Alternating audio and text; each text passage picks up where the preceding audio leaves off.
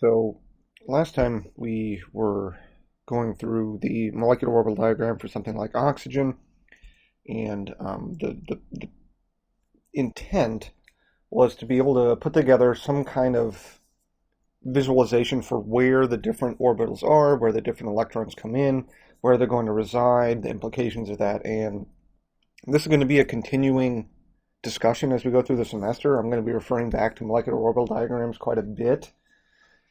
But what you'll notice, or what you did notice, or should have noticed, is that, we only did a molecular orbital diagram for a diatomic molecule, like oxygen.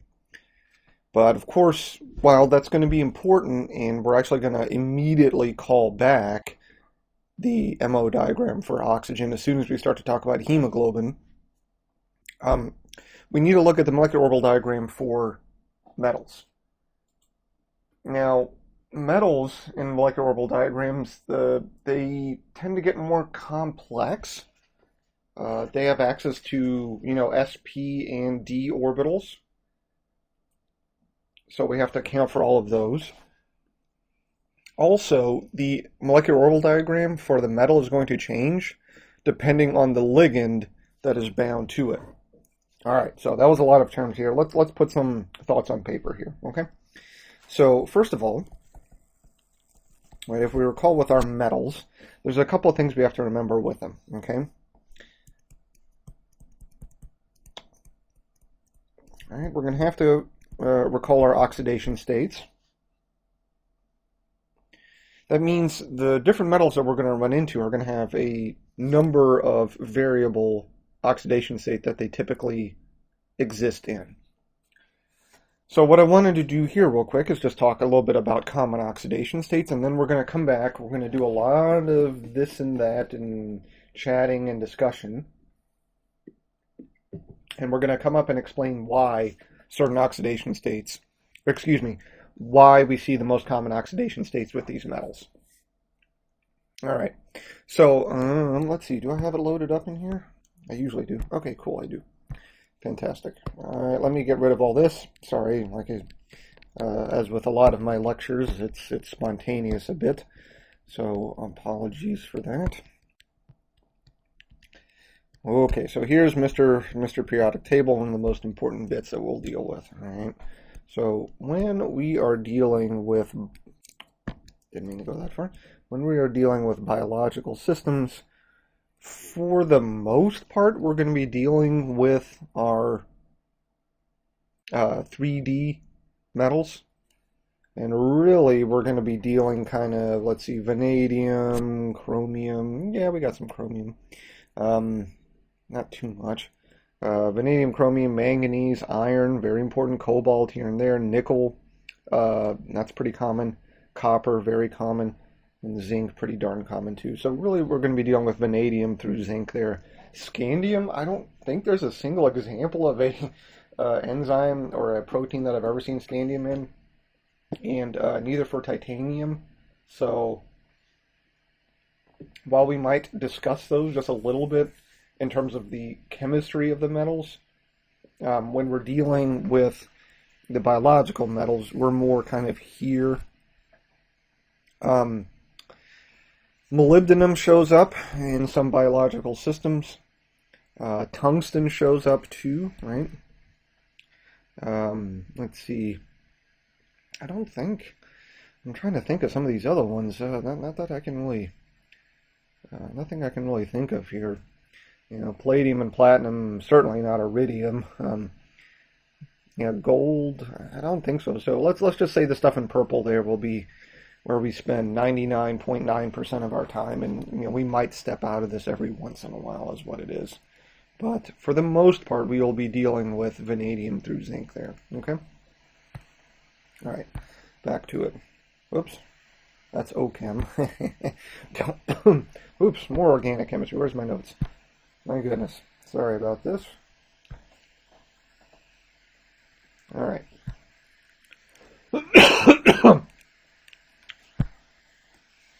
All right, so oxidation states. I'm going to make a list for you guys, and it is not an exhaustive list, and it is not a list for you guys to memorize. it is a list for you guys to understand, and the understanding will come as we go through. All right, so if we're dealing with vanadium, typically we see it in the 2+, 3+, 4+, and 5+ oxidation states. Say, okay, that's fine. Moving right along, we'll skip over chromium for now. With typically, well, I guess we could. I'm doing this incorrectly, right? Typically 2+ or 3+, 6+ also is pretty common. 4+ happens sometimes. It's got a pretty big range. Should be really the name of the game. I can't think of any chromium 5+ off the top of my head. Manganese. Manganese, we see 2+ being very common. 3+, alright, that's pretty darn common too. 4+, pretty darn common. We can see 5+ in some cases, but again, pretty rare. Manganese moves over to iron. 2+, 3+, those are the most common ones. We will see 4+ and 5+. 4+ probably more frequently than 5+, although that'll be an area of debate for us, right? We will definitely be talking about the 4 and 5+ quite a bit. Cobalt. Really we'll be hanging out with the 2+ and 3+. I know if you take a look online, they talk about, cobalt 1+. Boy, I've never really run into it, and we certainly won't talk about it here. Nickel 2+ is where we're going to be spending the vast majority of our time with. Again, some books that I've read through, they talk about, nickel in the 1+ oxidation state and nickel in the 3+. Maybe. It wouldn't be unheard of, I guess, but certainly not common. Copper, alright, copper, 1+. And, whoops. And 2+. Oh my goodness, I can't write a 2. 2+ being extremely common, and 1+ also being but slightly less common, and we'll talk about why when we get to that. And zinc, 2+. Okay. So now I am stacking the deck in my favor a bit here, right? But you'll pardon me for taking some teaching liberties. I want you guys to stop and look at this list here, right? And I want you to stop and look at this list and then memorize it. No, I'm just kidding. Of course not, right? And then, I gave you guys just a bunch of information. This is common, that isn't, whatever, blah, blah, blah. What does this tell you? Look at the trends that we see with this here, okay? So every single metal that we talked about has a 2+ oxidation state that's accessible.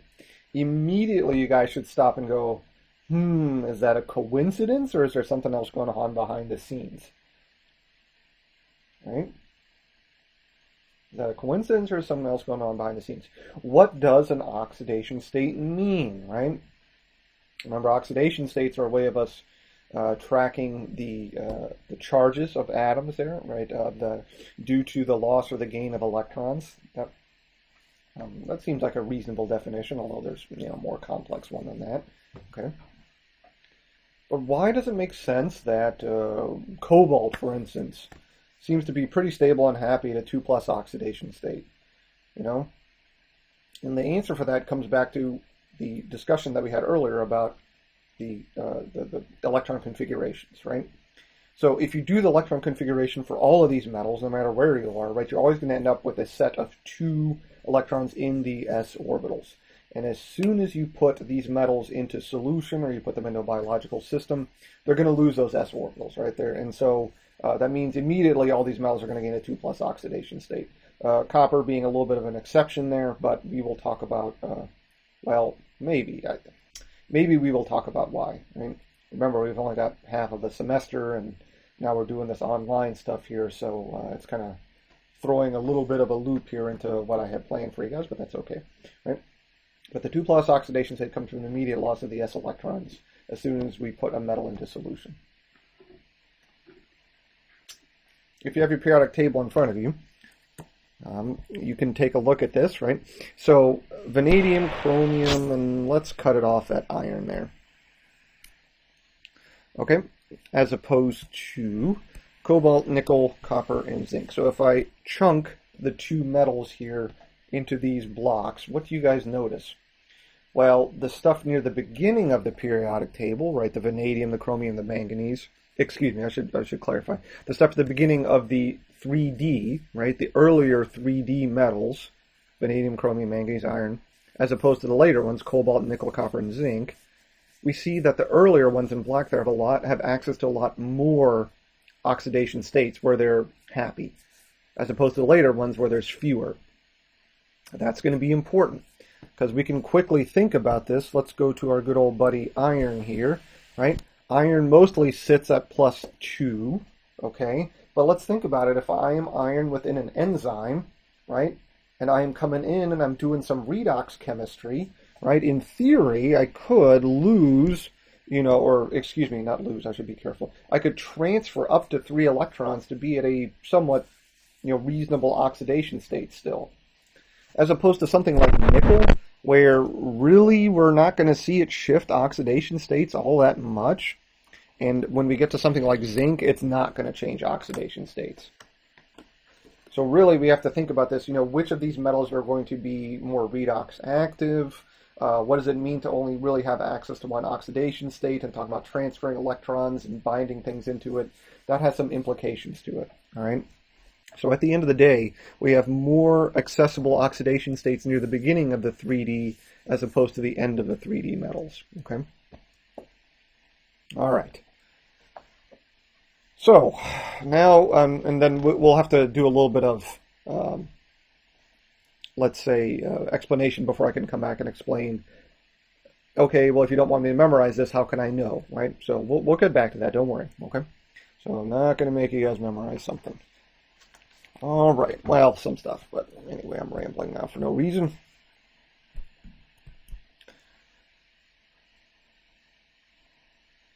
All right. So let's take a look at a molecular orbital. Oh, sorry, we're still doing terminology. If you rewind here a little bit, I talked about ligands. Now, when I'm going to mention ligands, and I will mention them a lot, a ligand is just whatever is bound to the metal itself, okay? So let's say that we got our good old buddy, I don't know, nickel sounds good. And let's say I've got my buddy nickel chloride. All right, that seems reasonable. There's a couple things I could ask you about this, but for the moment, right, when we see this, what we see is that a nickel metal in its 2+ oxidation state, okay, is bound to 2 chlorine atoms. So, whoops, not nitrogen, pardon me. Nickel, all right, we could draw something like this, and that would be reasonable, right? So the chlorines in this case, the chlorides in this case, would be the ligands to the metal.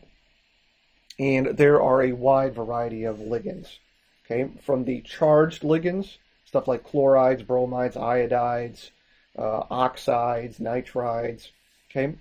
To the neutral ligands such as ammonia, water, right? So there's a variety of different ligands, and we will talk about those a lot, okay?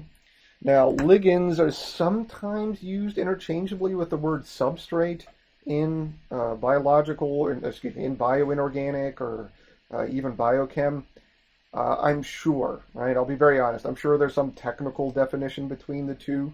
And, it probably has something to do with what's being acted upon versus what is just there in the coordination sphere for the metal. In fact, I'm almost certain that's what the difference is. It doesn't, but to be fair, it doesn't really matter. And me being, like I've told you guys, I'm just a dum-dum because I'm just an inorganic chemist. Then sometimes you'll hear me use those words interchangeably. It's not that big a deal, right? When I say the word substrate or ligand, I'm just talking about what is bound to the metal at that particular instance there, okay? And so I'm sure, somebody's spinning in their grave right now because I said some kind of blasphemy here, but that's okay too, right? Don't worry, it's only immortalized forever on the internet. Anyway, 3, coordination sphere. Now, a coordination sphere is pretty much exactly what it sounds like. It's talking about what and the shape of the things bound to the metal itself. Okay, so we could talk about geometry here, right? When we were going through Gen Chem and organic and even through your biochem course there, you guys talk about shape quite a bit. Right? We talk about primary, secondary, tertiary, quaternary structure of proteins. We talk about the individual geometries of atoms, right? When we deal with things like the D and the L amino acids, or the R and the S amino acids, as I prefer to call them, right? So the coordination sphere is just what is bound to the metal. Now let's pause here for just a second, okay? So there are a couple of geometries that we always need to pay attention to, right? We have linear, okay? We have trigonal,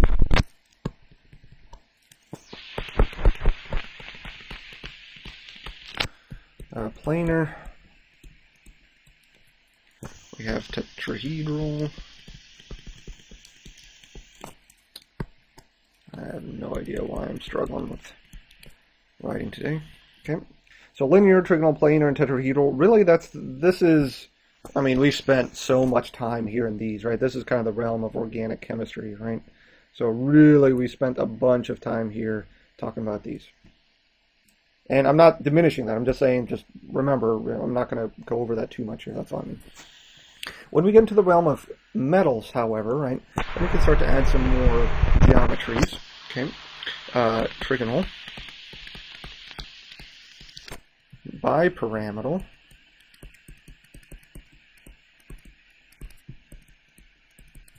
and then lastly, octahedral. Now, I will end up talking about these a bit, but this is square in the realm of Gen Chem, so I'm really expecting you guys to already know what these are. Okay, like I said, for the ones in green, you guys probably 100% know what those are. You could draw them, all this kind of stuff. You need to be able to do that. Okay, so hopefully you can do that. Red, we really don't talk about all that much, right? Until we get to an inorganic course or the bioinorganic course here. So you might have to go and review a little bit about that, all right? Anyway, what does this mean? 2, 3, 4, 5, 6. Okay? Now, in the realm of metals, right, let's see, how can I say this without causing confusion? On the metal itself, we're not really going to deal with lone pairs. Okay? What I mean is this. When we first introduced the concept of geometry to you guys, we talked about bonding pairs versus lone pairs and how that changed the geometry, and we talked about VSEPR theory and why linear versus trigonal planar and tetrahedral and the sub-geometries within that, all this kind of stuff that went into it. All that stuff still exists, okay? I'm not saying it's magically out the window just because now we know more. I don't know, okay? But we're not going to be dealing with lone pairs on metals themselves. I'm not saying they don't have electrons. It's just we don't think about lone pairs on metals in the same way that we would do for a a non-metal. All right, words are failing me today apparently. So metals and non-metals are just treated a little bit differently when we're talking about geometries. So when I say I have a linear metal, that means I have two things bound to that metal. Okay, there are two things in its coordination sphere. If I say I have a trigonal planar metal, that means I have three ligands bound to my metal. There are three things in its coordination sphere. Tetrahedral, there are four things. Okay, trigonal bipyramidal, okay, octahedral, right, 5 and 6 respectively. So if I say I have a tetrahedral iron complex, that means I've got four ligands bound to a metal, okay, an iron, and they are in a tetrahedral geometry. My coordination sphere corresponds to how many things are, bound to that metal. That's what it is in this case. And trust me, we will talk about this a lot, all right? So let's take a look at trigonal bipyramidal and octahedral here, just to mention these a little bit more. There's my good old buddy, Mr. Generic Metal. Okay, a trigonal pyramidal geometry. Well, let's use different colors here. A trigonal pyramidal geometry is basically a combination of linear and trigonal planar. Okay, so let's say we've got ligands here, okay, in green bound to a metal. And if I'm just looking at the green ones here, we can see that that is, they're linear for each other, right? They are 180 degrees. If I bring in another set of ligands, okay, in this fashion here, right, so now we've got our trigonal bipyramidal geometry. We've got 5 things in the coordination sphere here, where the black ligand molecules are different from the green ligand molecules. The ones in green, we would say that these are axial ligands, and in in black, we would call equatorial.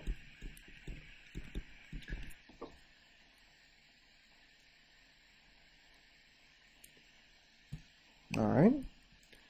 Now, octahedral, let's just use green. Octahedral geometry is where we have 6 things around a metal.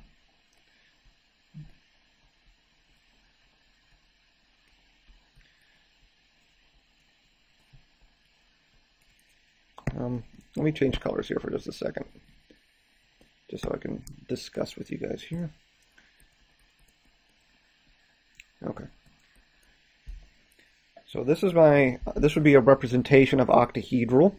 You might also see it drawn like this for some reason.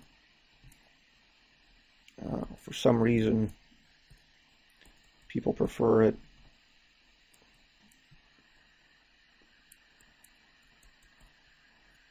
Okay. So now when I'm dealing with my octahedral over here, the different color doesn't represent a different set like axial versus equatorial. I just want to draw your attention to something here, okay? So recall when we're using these wedged and these dashed bonds, this is a contrivance that we have because we are trying to represent 3-dimensional shapes on a 2-dimensional plane. Okay, so we have to do this wedge and dash stuff to show things coming into and out of the board. Usually when I draw octahedral stuff, I draw it like this, okay? Because I have my green atoms there all in the plane of the board, right? And I just have 2 things coming into and out of the board. The relationship between these 2 molecules is that all I did was a 45-degree twist.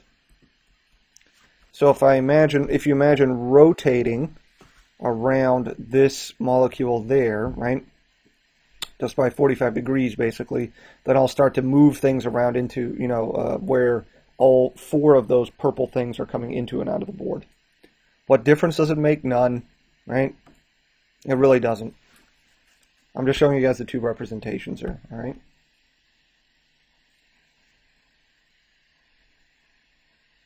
Now, octahedral, right? We have 6 things in the coordination sphere, right?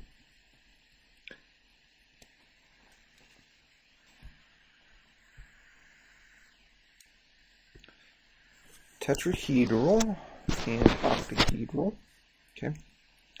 These are going to be our 2 most common geometries.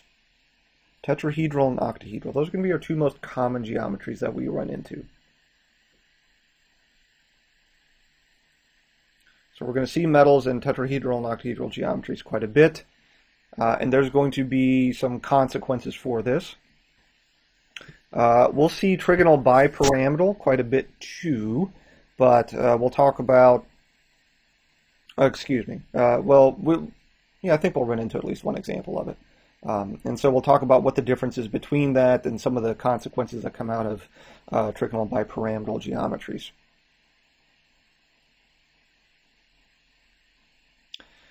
Now, another point I just want to get to, right, if we're going back to our buddy octahedral here, if I get rid of one of these ligands, okay,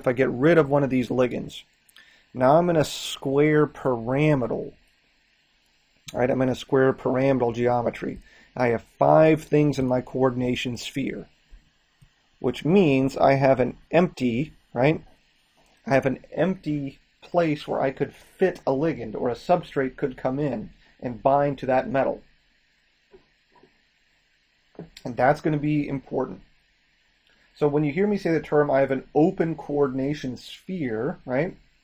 I have an open coordination site. That means I physically have to have a space where I can bind something onto my metal. For the 3D metals, octahedral is really as coordinatively saturated as we can get to. And what I mean is we can't cram more than 6 things around a 3D metal. Especially not in biological systems. If there's an example out there, let me know. Like, I'd be curious. Especially for the stuff that we're going to talk about in this class, though, we're not going to run into anything higher than an octahedral geometry. And this is important. Okay. So now do a mind exercise with me here. Let's say we are discovering a new protein or enzyme, and it's got a metal in there, and we see that that metal, zinc, for instance, whatever, right? Let's say we find a zinc metal, and it is bound to, oh, I know this is not something that actually happens, right? Let me draw this a little bit nicer here. I was going to do something else. Let's change plan. Let's say we find a new protein that's got iron in it. That seems more reasonable. And this iron is bound to water on one end here, right? Let's say that's one of our ligands.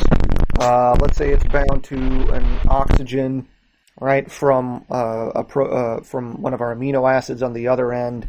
And in the back, it's bound to a nitrogen from one of the amino acids. And we see another nitrogen from another amino acid here. And that's just for kicks, say we got another nitrogen here, right? So this is, bound to the rest of, right? These are all bound to the rest of the chain here, right? So we discovered our new protein called Ave Maria, right? That sounds like a cool name that'll really catch on, okay? And we see that this is, right, we study our complex and we see that this is how the iron exists in our protein. Well, this would tell us something about the reactivity or the potential reactivity of our new enzyme, because we have an open coordination sphere here, right? We have an open coordination site on this iron. As opposed to if we found a metal, right? And we did have, let's say we had another oxygen here that's bound to the rest of the chain. That would tell us something about this iron also. Okay, so looking at the geometry of a metal, looking what its coordination spheres are, seeing if it has open coordination spheres or if it's saturated, right? That's going to tell us something important. Hopefully that makes sense here, right? So when we look at an enzyme, so towards the end of the semester, I'm going to give you guys these papers to read through. I'm going to say, here is a picture of an enzyme, right? Tell me what this picture tells you, right? And you're going to look at the metal, you're going to look at the oxidation state, you're going to look at the ligands it's bound to, what's its coordination, right? All this kind of stuff is going to give us a lot of important information before we even read the article itself and see what in the world is going on, okay? But there's something else that's kind of hidden here that's pretty important too. And I did this on purpose. Not all ligands are equal. Because if you noticed, right, with the oxygens and the nitrogens in here, right, I said these are all, bound to the rest of the protein within the structure. And that's going to be different as opposed to if I just see a water molecule, okay? What we're going to talk about, in probably the next video, because this one, how long have we been going? About 30 minutes here? Yeah. So what we're going to be talking about in the next video is the different types of ligands we can run into. And water is going to be what we think of as a labile ligand. Okay? So we'll talk about what labile means, and, we'll talk about the strength of different ligands. We'll talk about hard, soft, acid, base theory, and we'll kind of tie this all together, and then we'll lead this towards what we originally started out this video discussing, which was molecular orbital theory, okay?